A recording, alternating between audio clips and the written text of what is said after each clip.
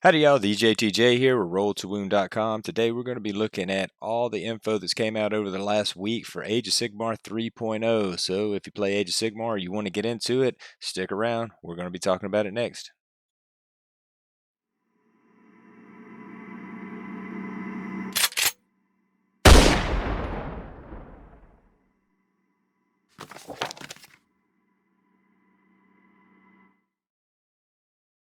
All right, guys, here it is. We've got some sort of the new rumors. I don't say rumors. The new info coming out of Warhammer community. And we're just going to look at a couple of the articles real quick, and I'll give you my 2 cents. And I'd like to hear your feedback and help me let me know if I'm right or wrong or what you think.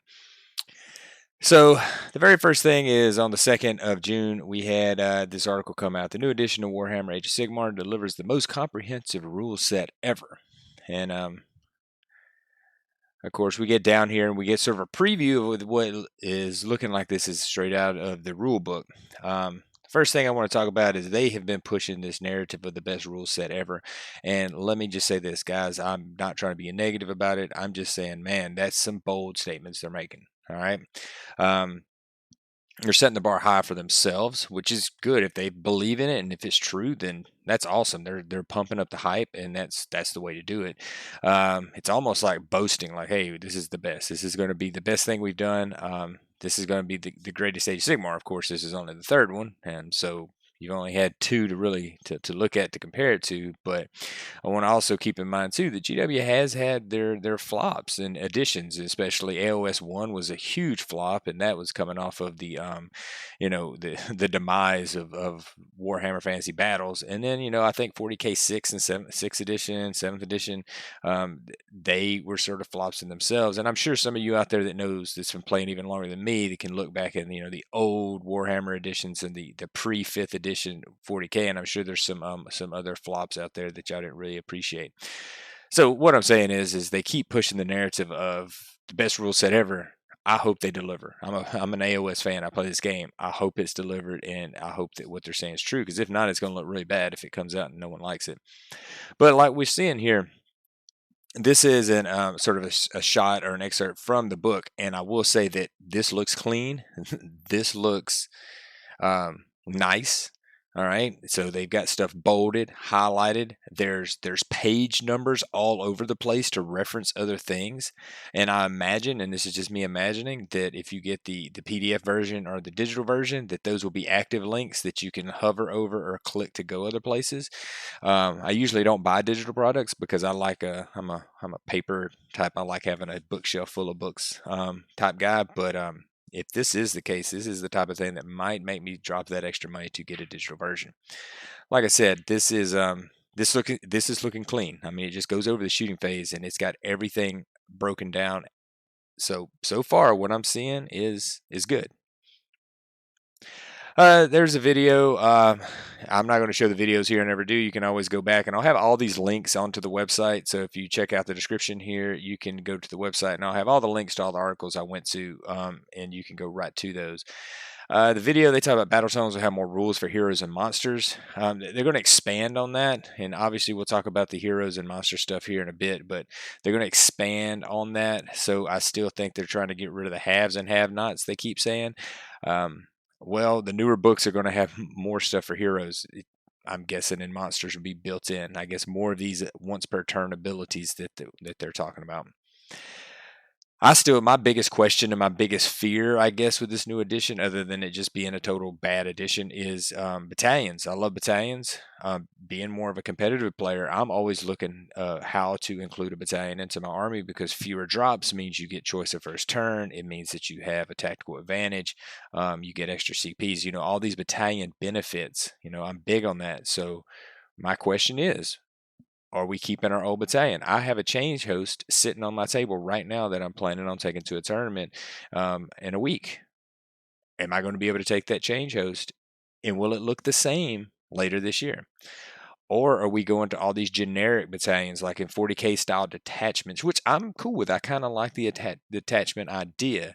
What I worry about is the flavor of each army and each one of the battalions still keeping that. So I'm intently watching the battalion stuff, and I'm super excited. And I hope the changes I hope the changes work for me, because I have a lot of battalions that I ran, and I continue to want to run them. There we got some more of the art, and it basically just wants you to sign up. So moving on to our next article that came out on the 3rd. How Warhammer Age of Sigmar's new edition turns monsters and heroes up to 11.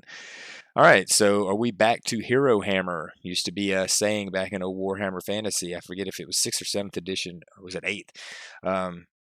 No, 6th or 7th, where they had Hero Hammer, where your heroes were basically unkillable. They were just so important to the battle. They wanted to make the game more cinematic. They wanted to make your heroes and characters more important.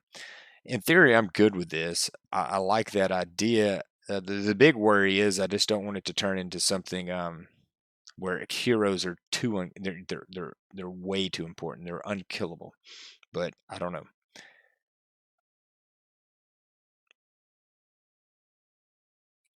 So we're going to get down to sort of talking about the hero actions. These are totally new type of abilities used in each and every hero phase by both players, all of them. If it's your turn, and even more people if you're playing multiple, like sort of like a team tournament or something, heroic actions bring fresh tactical opportunities and keep the action flowing for everyone involved. And later on in these articles, they continue to reference also that they want you, when it's not your turn, to still have things to do. And I think that Warhammer's always had a little bit. You've always rolled dispels. You've always rolled sort of like armor saves and things. So you're not totally disengaged, but having more engagement for the person when it's not their turn is important. If you've ever played anything like Kings of War, the previous edition, you could literally leave the room while your opponent was playing, and it would make no matter to the game because you did nothing. And that was one thing that really turned me off about the previous edition of Kings of War. I played about 4 games, and then one day I realized, like, I don't need to be here, and that lost a lot of interest. So increasing the interest for the player whose turn it's not is good. I like it. So the big question I have though for everyone is this going to be bloat? And this one thing I always worry about in game system is bloat. And what I consider bloat is rules that are extra that have been sprinkled in to add flavor to the games, but basically are not needed, or they're just extra rule sets for people to remember, and it creates a lot of gotcha moments. The best examples of bloat that I can think of is when you play a game and people go, "Oh, we don't play with those rules." That's bloat. If like a lot of times previous, like last year and year before, we didn't play with terrain rules in any tournament. Most of us considered it bloat because it's like, do we really want to spend the time to roll all these terrain rules? Do we want to give everything a feature, mark them, and then have to keep up with that through the game? You're thinking of too many other things to really worry about that. So, are we worried about bloat in this edition? I don't know. Tell me. All right, let's look at these heroic actions. You're going to get to do one of these. Basically, every one of your heroes can do one of these. Um, that's good. You're gonna see more heroes. I generally try to run between, I like 2 to 3 heroes. I don't run a lot just because that ends up happening in a lot of my list. With this, you're going to be looking to run those smaller heroes, especially in vampire counts. The Vampire Lord on foot is a cheap hero. Maybe you're going to look to put him in because of some of these rules. All right, so let's look at these real fast. Heroic leadership +4 for a CP, not bad. That'll help your battle shock if you have situations like that. But having a +4 on a CP, I know there's some minuses, but that could be a good thing for a backline hero. So I like it. Heroic willpower. This is the one that from me as a player, like as a tournament player, I really like, because if I was running something with no wizards, this gives me the opportunity to dispel a spell or two. The bad thing is I just don't like it from a fluff perspective, because I'm sort of like, well, why should my Liege Cavalos, who doesn't have any magical ability, all of a sudden be able to negate a spell from like Teclis or something? I'm just sort of like, just from a fluff standpoint, I don't like this included. That's just me personally. Their finest hour, very good on many units. However, heroes who already have a high save, it will make them broken for a turn possibly. Think about your 3+ save guys, and if there is a 2+ save hero out there, or a way to get it, this will be one of those deals where it's going to make a hero almost unkillable a turn, or at least unless they're looking at mortal wounds. And finally, we have recovery, which is cool. I like this rule here. This is going to be great for everybody. You're going to see heroes staying alive a lot longer with this. But it's even better for death and demons because they're all leadership 10. So you're already seeing right there that some of your mortal heroes, probably with a lower leadership, unless they rebalance all leaderships, that it's going to benefit death a whole lot more and demons than everybody else. All right, more command points. Always a good thing. They've been saying this for a while, so I like that idea for sure. I got questions. When it says starting command points, after determine who will take which turn, and this is specifically looks like it's talking about on the double turn or after the completion of the first turn, you're looking at the command point sort of. The player takes the first turn, so if you get that double, possibly, then you're going to get 1 command point, and the other player's going to get 2. I'm just hoping this isn't also on start, because if start's still on who has the fewer drops, and there is battalions, then you're still using the same 2.0 mindset. Then you're basically, because most people will take, if I outdrop you, I'm taking the second turn, because on turn 1, depending on your army, you're not going to do anything. You just sort of move up halfway up the board, get an objective, and then I can counter that and then hope for the double turn. So I don't know. I'm kind of worried. I just hope this doesn't happen first turn, but I don't think it will. It doesn't say anything, but that is a concern that I'm looking at. Okay, so we're looking at using command abilities. This is pretty standard stuff. The totem part's in there, and I don't know what that means. I know that some armies might have a totem. Maybe this talks about their terrain piece, or there's some other thing that they're going to add in. Let me know in the comments what you think they mean by totems. The only thing I think of is the Beastmen have a totem, right? Or maybe that means banners. So let me know what y'all think that is. But I love this part. Unit champions can issue commands to their own unit. And if there's no follow-up to this, that means that if your unit's a 40 block of zombies, and zombies don't have a commander, but let's say that you're a 40 block of skeletons or 30 block of skeletons, you're way spread out all over the board, and your unit leader's still alive, he can pass morale auto maybe, or give them some other ability. That's good. There's no constraint on that. So looking at this, I'm super excited. You're going to see this being used all the time, and that's going to sort of negate that whole I got to keep everything in bubbles issue that especially the Soul Blight and some of the newer books are having. All right, let's go down to the monstrous Rampage. So this is basically ability that something has a monster keyword, and there's a lot of them. Most armies have at least one unit, at least, with a monster keyword. And this is just basically after the charge phase, you can pick a monster. They can do one of these, and that's for both. That's for both players. So that's kind of cool too, because you're gonna, let's say that you have a monster and my monster, and they just charge. We're facing off. I can pick Titanic Duel. Maybe you pick, Roar or something like that, and we can have our big monster fight. So I'm interested in this. I think it's okay. It's not bad. This will correct a lot of the old war scrolls that are out there. Some of the older, several year older that don't have sort of cool features and rules and stuff. I think this is going to help some of those older monsters and maybe make you take a second look at bringing them out. Roar. This looks like it is a super important debuff in this edition, because now units can do all these effects. We have more CPs. We have all these other actions. So this is something that you're going to see probably used a lot, especially if you're running into a horde, like maybe a 20 block or 30 block, maybe use a roar on them, except it is on a 3+, so it's not guaranteed. The one thing when I read this, though, is get your chits and your markers ready, because I just feel that now I'm starting to see several of the things in these rumors where you're going to have to start marking a lot more units, and we already do that in the game, but I just don't want to get to fantasy flight level of doing that, where every unit has 3 or 4 tokens on them. To me, it's a lot to keep up with. It's a lot to track. So Stomp, pick one enemy unit within 3 inches of the model, and that monster roll a dice on a 2+. That unit suffers D3 mortals. I think it's solid. and it seems nicely like balanced. It's a 2+, so it isn't impossible, but you can fail it. And you do a couple mortals, so not bad. Titanic Duel, pick one enemy monster within 3. So if you're fighting another monster, you're going to get to add 1 to your hit rolls. Not game breaking, a little bit thematic. Like it. Now here's the one that worries me probably the most out of all this is Smash to Rubble.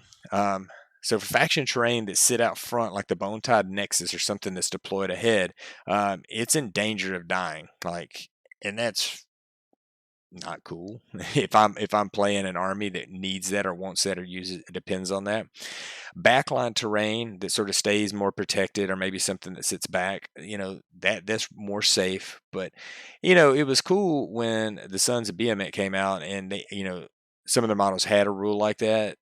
That's cool because that's real flavor. That's like, okay, this model can do something that no other, this War Scroll does something that no other War Scroll in the game does. Now every monster is going to get this ability. I want to see it in action. I want to see how much it's going to affect the game. But as it stands, I would have rather that been specific monsters had that ability, or make it on a 5+. This is so not excited about that. I don't know how it's going to affect the game. All right, let's move on. How Age of Sigmar, and this came out on the 4th, how Age of Sigmar Dominion box set draws on 40 years of Warhammer history. And there's a video, and he basically just sort of just a couple points on sort of their thought processes with stuff. It's actually, it's not much information in here as far as what we're looking for. Watch the video though. He does talk about a few things with the design process. And basically this article goes into a little bit more depth about the models.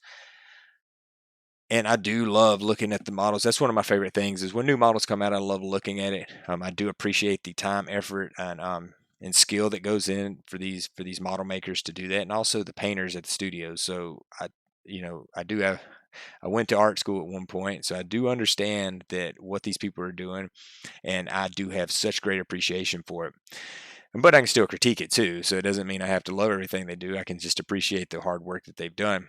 These guys, I do like them. I think they're interesting and neat. They remind me of Lotar orcs. I know that's been said. Like they sort of look like Lord of the Rings type influence with just their look. So especially their faces, and there's a couple comparisons. Y'all can look up the comparison photos of that. But it's okay. I think that the cool thing here is from a painter perspective, is there is so many textures to get into. So you've got cloth, you've got different types of metals on one model. You've got skin, bone, stone, wood, leather, rope. There's so many textures that you can go crazy with. So if you're an advanced painter or you want to take your stuff to the next level, these models will definitely allow you to do that. On the downside, if you're somebody that says, hey, I just want to play orcs, I don't paint it very well, or I'm preparing for a tournament, there is a lot going on each one of these new models. So it's going to take a little bit. I looked at them when they first dropped and was like, man, these look good. They're going to be challenging to paint. It's just going to take a lot of time. Here's some more images. And not so, I mean, these Hobgrots, they're cool. They're all right. I do like their armor. Then we get into the Stormcast a little bit. In the video, they do talk about, they just wanted the armor to be a little bit more battle worn. They wanted to look more lived in. It needs to be something that fits better for out on patrol or in campaign for a while. I think the Stormcasts do look better. They were a little bit blocky, the Liberators and your classic stuff. They're a little bit blocky. I think these do look a lot cleaner. They got a lot more motion to them. They're less static. So super, super excited about these. I'm slowly working on Stormcast. The only thing bad about my Stormcast is I'm painting Anvils of Heldenhammer, so it's just black armor. So it's not I don't do too much with it. But these guys I do like the new sculpts. All right, on the 5th, Dominion release date revealed. Here's the big news that got me out of bed and said, oh man, we have a date. So Dominion will be ready for pre-order on 19th of June and will be in stores on the 3rd of July. So, that's cool. All the Americans will be on their holiday weekend for that, for our Independence Day from, sorry, British guys, just lost another colony.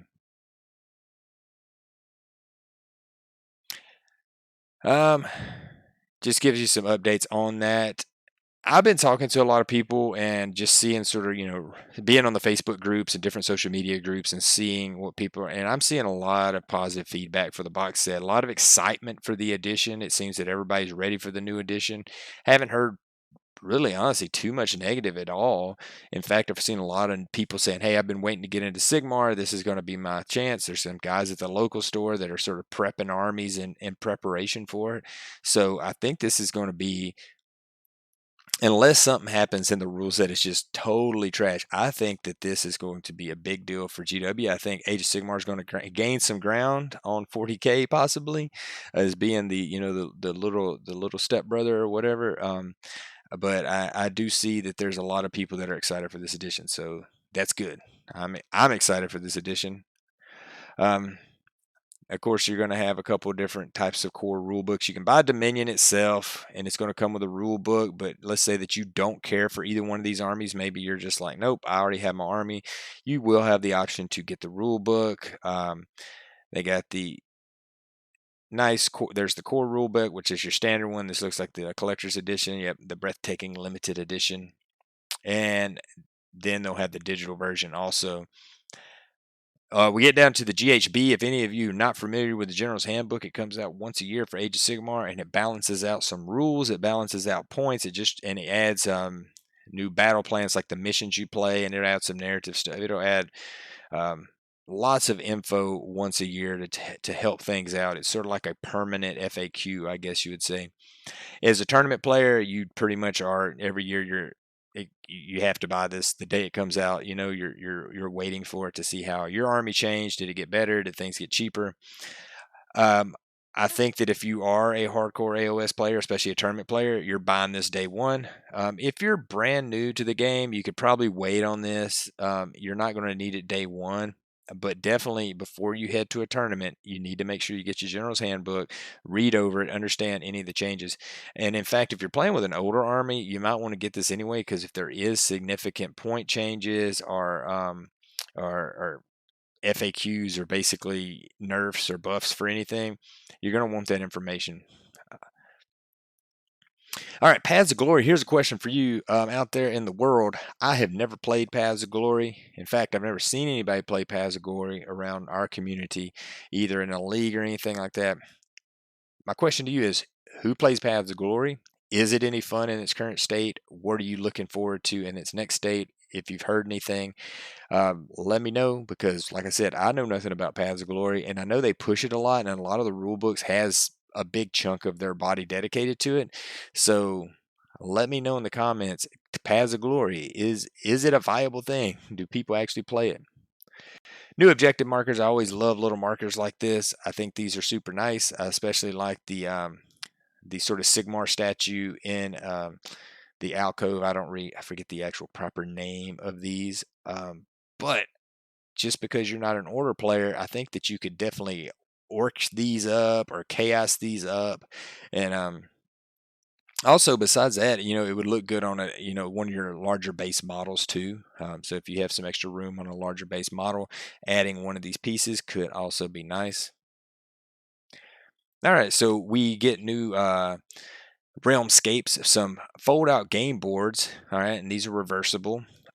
I like the idea of these. The new maps are going to be smaller. It's going to be 40K size, so I think it's 5 foot by 3 foot or something, or 3.5 foot, whatever it is. I know that they're going to be smaller than they are now.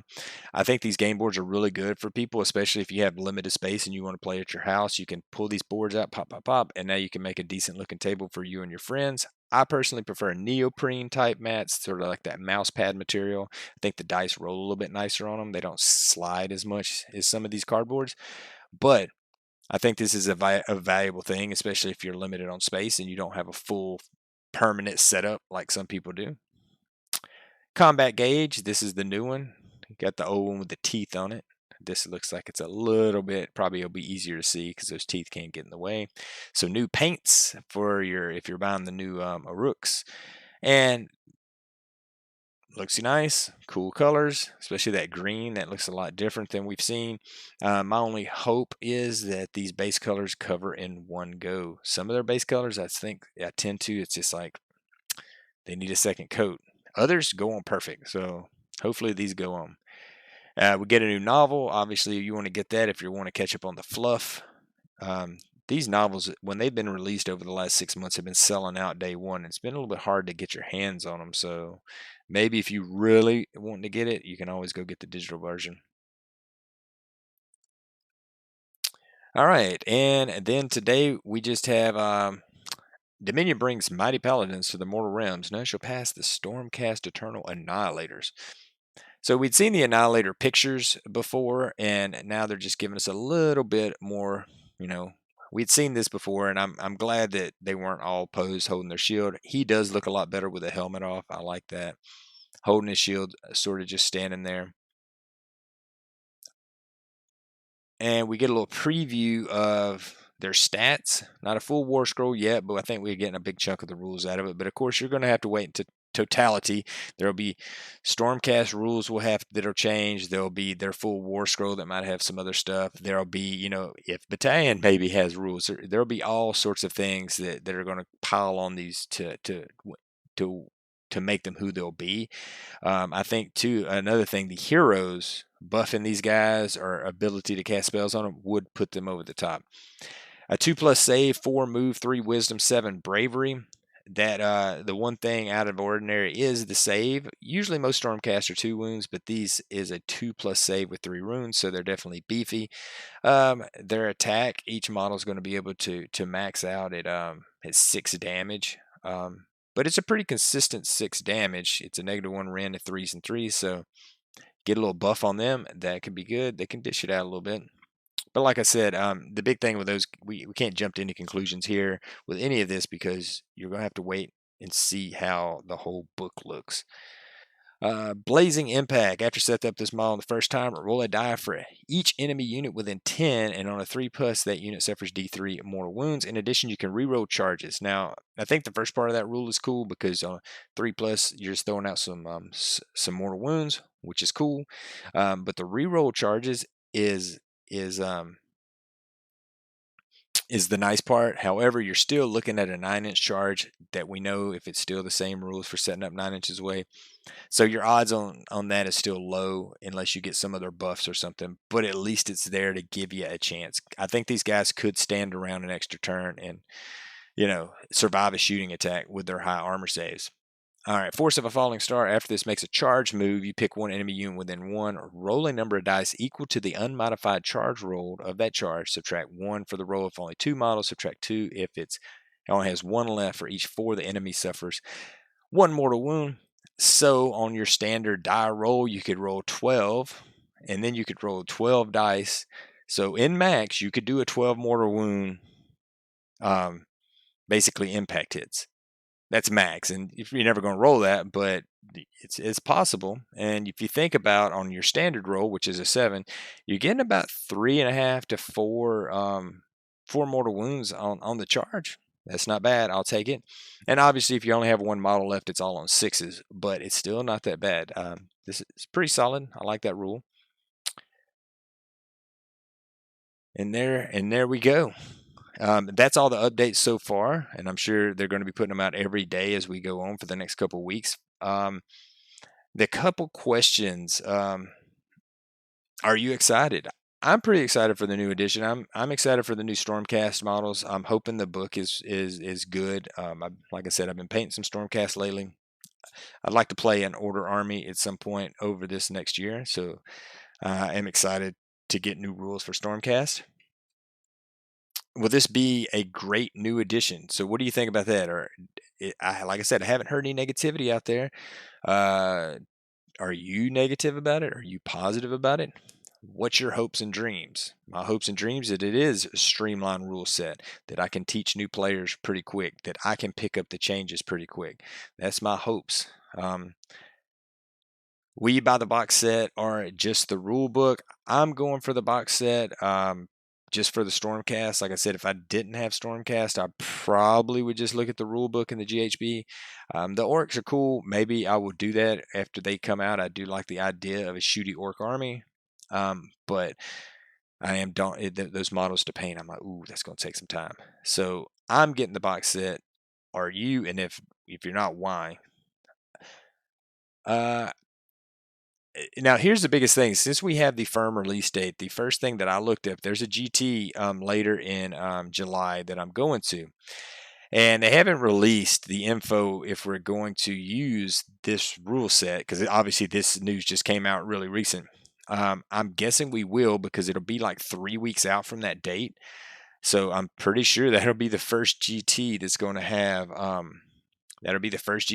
have this new rule set that I'll be going to, and I can't imagine that too many would have them in without that, because that time is just not enough to learn that new edition.